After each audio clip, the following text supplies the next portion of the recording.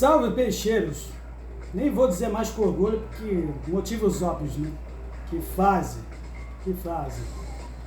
E antes de eu começar esse vídeo, eu agradeço de coração quem chegou até este momento de presenciar mais um conteúdo de um abnegado olhando este momento difícil que o Santos atravessa. E sim, eu preferi assistir um jogo do Santos ao invés da final da Champions League, como muitos talvez, por certa dose de razão, prefeririam assistir ao invés de mais um infortúnio que o Santos faz passar, esse elenco que o Santos proporciona para aqueles torcedores abnegados como eu.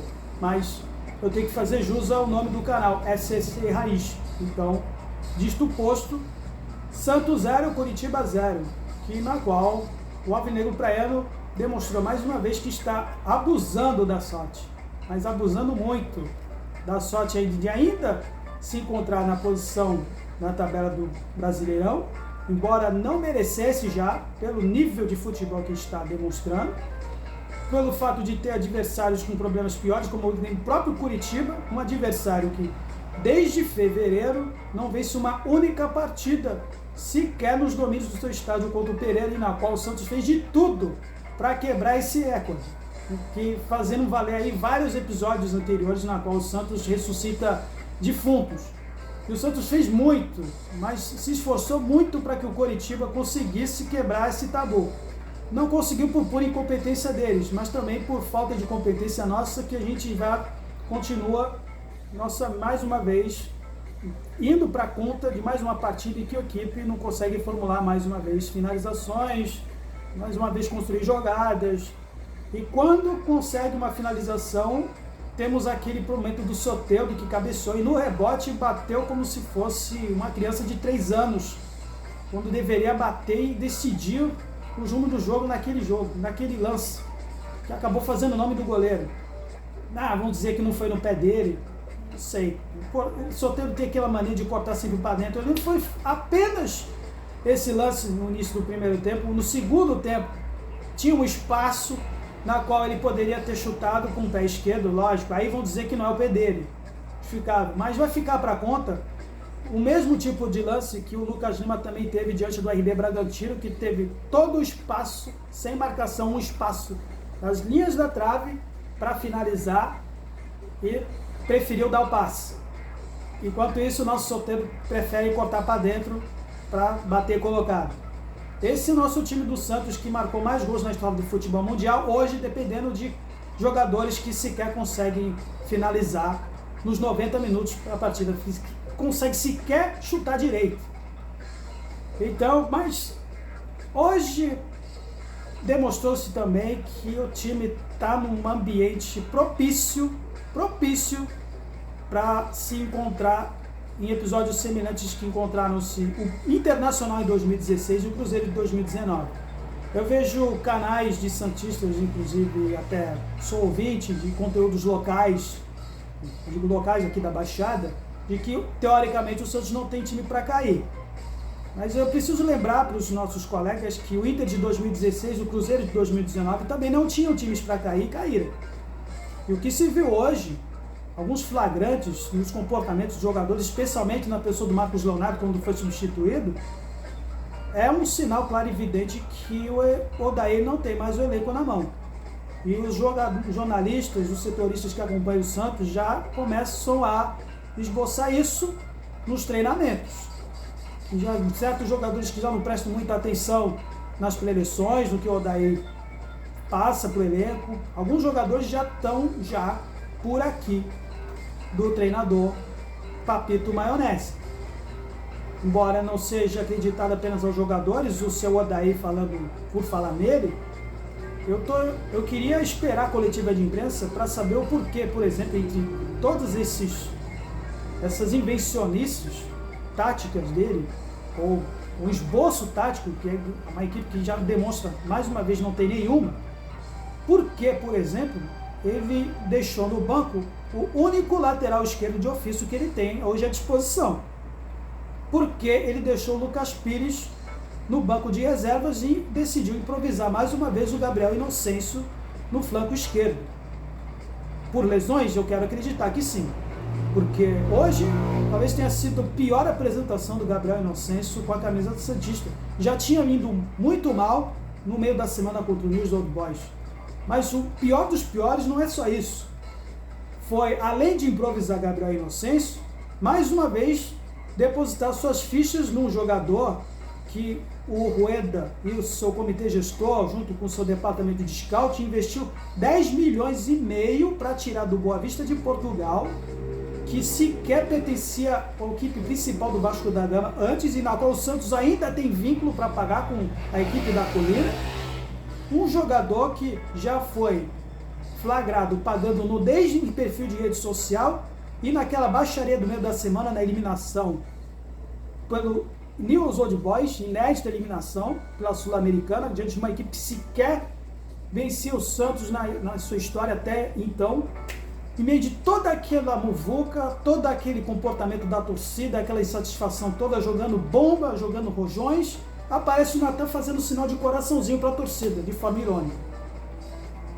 Mais uma vez, não precisa nem dizer, é redundância falar num cidadão que consegue tomar drible até do vento. O cara não consegue ter equilíbrio para ter domínio de bola. Uma presa fácil para os jogadores adversários, inclusive para uma equipe que sequer vence desde fevereiro. Eu queria saber por que o Odair fez essas opções de elenco, porque hoje está nítido que ele não tem mais, acho que o grupo na mão, pelo menos parte do grupo na mão. E quando isso acontece, enfim, é um sinal claro para virar uma tempestade perfeita. Uma equipe amagar uma sequência de resultados e depois cair no desespero para não cair, e depois vamos ter aí agora uma sequência de pelo menos Corinthians e Flamengo daqui a 2 semanas. A sorte é que vamos ter um recesso de data FIFA, que hoje é uma coisa para talvez a nossa diretoria, que não muito ávida talvez em pensar só em SAF ou investimentos ou coisa parecida, realmente, se quiserem realmente se safar e não entrarem para a história de rebaixar o Santos pela primeira vez na história, é uma coisa que tem que se colocar na pauta como reunião de urgência, e não somente isso, outras coisas que eu vou falar aqui depois no início do vídeo, mas por enquanto, se atentando apenas o que foi essa partida, mais uma desse time, que não consegue construir jogadas, não consegue, enfim, mais uma vez aquela redundância, ser presa de uma equipe, mais uma vez, que não consegue, última colocada na tabela, conseguindo tomar sufoco do Curitiba nesse momento. Um time que no início teve essa finalização do Soteldo e depois viu-se que se vê nos outros jogos. Uma equipe com só de rebatidas, péssima, não tem saída de bola, não consegue trocar 5 ou 6 passes para sair do seu campo de defesa, e por muito pouco. O Curitiba poderia ter sim, ter feito gol se não fosse também pela incompetência deles. O Alisson, ele optou pelo Alisson mais uma vez, mas de novo com aquele esquema de 4-3-3 disfarçado para 4-3-2-1, enquanto que o adversário jogava com 3-5-2. Então, pela conta matemática, Odair, sempre tendo desvantagem no meio do campo. Lógico, era claro que ia tomar um sufoco e querer jogar nos contra-ataques que quase não vieram, né? E poderia ter sido, se fosse, por exemplo, o Mendonça, que hoje foi nulo, hoje mais uma vez, muitas vezes vão dizer que foi porque o esquema não favoreceu, mas o Mendonça não pode se esperar muita coisa do Mendonça não, o jogador não pode ficar dependendo de esquema não. E outra vez o Mendonça é uma espécie de Natan, mas de forma ofensiva também, outro cara que não consegue se desvencilhar de nem do vento. E por outro lado temos a referência que seria o Soteldo, mas que sofreu muito com a falta de apoio, especialmente do Inocêncio, que pecou por isso também, porque toda bola que o Soteldo pegava eram 2 e 3 em cima dele, especialmente no primeiro tempo. E o Odair continuou com isso, manteve o Inocêncio até o final do jogo. Tanto que depois o Soteldo saiu para entrar o Ângelo, que não fez nada, no finzinho do primeiro tempo, junto com o Mezenga. A única coisa que talvez ele possa ter consertado, ou pelo menos assim, tomado o chá de cima qual, é ter colocado o Jean Lucas no lugar desse cara, desse cidadão aí, que eu vou associar, os santistas da velha guarda devem se lembrar, falando um vídeo que eu fiz até anteriormente, de um cidadão chamado Terezo. Para respeitar a memória dele, não vou ser liviano de falar dele, mas reproduzir apenas o que aqueles que testemunharam que existia um certo lateral direito nos anos 70 que teve a primazia de se lesionar e de, ao invés de chutar a bola, chutar o pau do escanteio. Então, para esses que talvez estão chegando o vídeo até agora aí, se tiver algum santista da velha agora que se lembra dele, talvez o Natan não seria o nosso Terezo nos nossos tempos.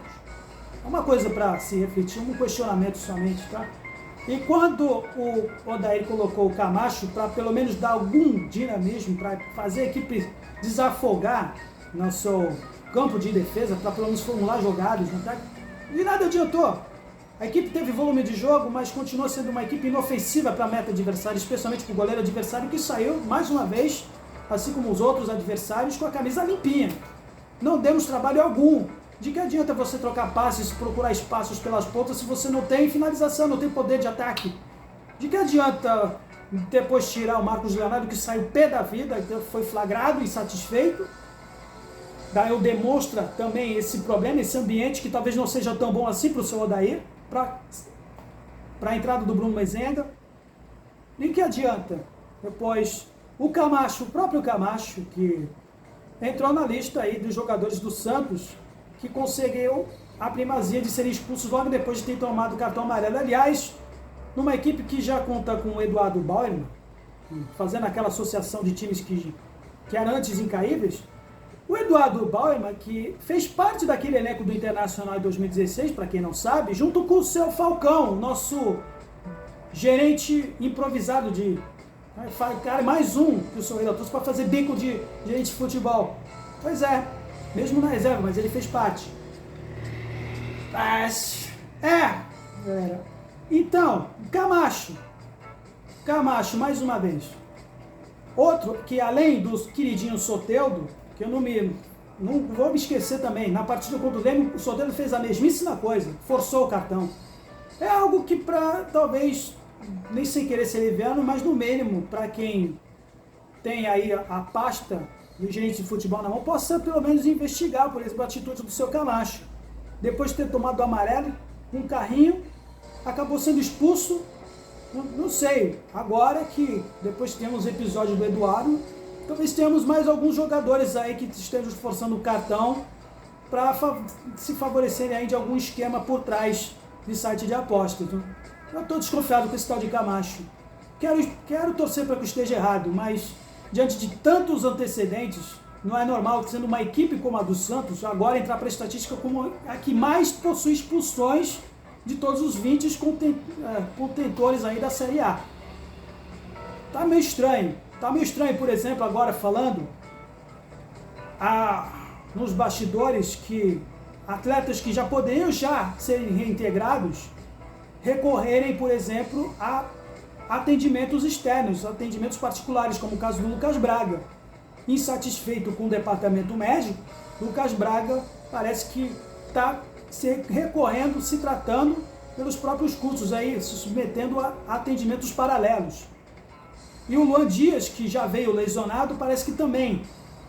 Então, de que adianta você também cobrar de um treinador que parece que já perdeu o elenco, e se o próximo que vier se deparar com uma estrutura que tem um cara que veio da base do Flamengo para ser responsável pela equipe do departamento médico profissional do Santos? Pois é, isso está acontecendo. E não é, a gente está falando apenas do que tange com as quatro linhas, mas fora dela também pode influenciar nessa fase. Jogadores que estão aí recorrendo a atendimentos que deveriam ser numa equipe profissional como a do Santos, sempre foi, no departamento profissional dentro do CTR Pelé. Então, são muitos fatores dentro do que está acontecendo dentro do Santos, como um todo, que influenciam o que está acontecendo dentro de campo.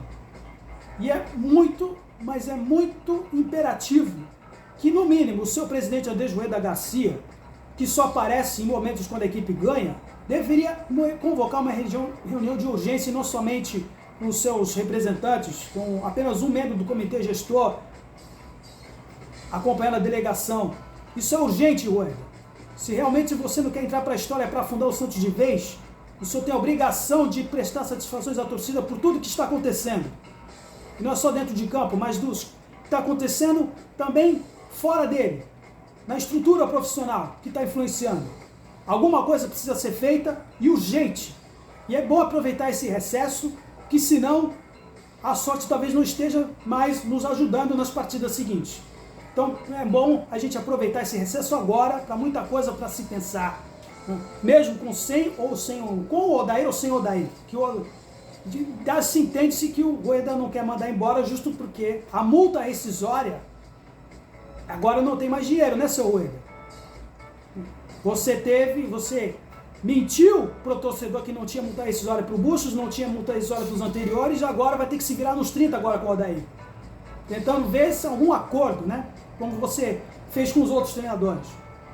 Durmamos com um barulho nesse recesso, esperamos novos ventos, porque realmente, se continuar desse jeito, pode vir uma tempestade perfeita e pode ser tarde demais.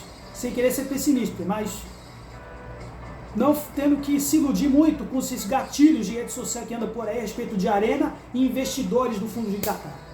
Se você compartilha comigo, ou também não compartilha, também deixa sugestão de críticas também, que esse canal também é espaço para quem pode discordar também. Santos, sempre Santos, valeu e até a próxima.